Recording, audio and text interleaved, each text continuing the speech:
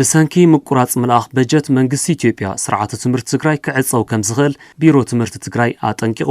ቢሮ ትምህርት ትግራይ ናብ ሚኒስትሪ ትምህርት ኢትዮጵያ ሓዊሱ ናብ ሓሙሽተ መድረክቲ ትካላት ትምህርት ውሽጢ ዓዲ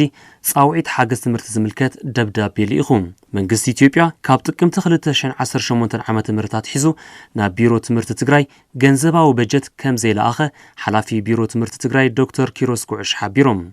ከም ሰዓብን ድማ መምሃራን ትግራይ ኣብ ልዕሊ እቲ ዘይተኸፈሎም መሃይ 16 ኣዋርሕ ተወሳኺ ጸገም ኮይኑ ግልጋሎት ትምህርቲ ድማ ናብ ብርኪ ሓደጋ ተሳጢሑ ከም ዘሎ ገሊጾም ኣብ ዝሓለፉ 6 ዓመታት ብሰንኪ ለበዳ ሕማም ኮሮና ቫይረስ ግልጋሎት ትምህርቲ ተቋሪጹ ከም ዝጸንሐን ኣብ ልዕሊ ትግራይ ዝተፈጸመ ጀኖሳይዳዊ ኩናት ድማ ትካላት ትምህርቲ ከም ዝዓነዋን ዘዘኻኸሩ ዶክተር ኪሮስ ጉዕሽ እቲ ድሕሪ ውዕሊ ፕሪቶሪያ ዳግም ተጀሚሩ ዝነበረ ከይዲ ምምሃር ምስትምሃር ብሰንኪ ምቁራጽ በጀት መንግስቲ ኢትዮጵያ ንድሕሪቶም ቆልቂሉ ስርዓተ ትምህርቲ ትግራይ ድማ ክዕጾው ከም ዝኽእል አጠንቂቆም ንሚኒስትሪ ትምህርቲ ኢትዮጵያ ሓዊሱ ክላስተራት ሃገራውን ክልላውን ትምህርቲ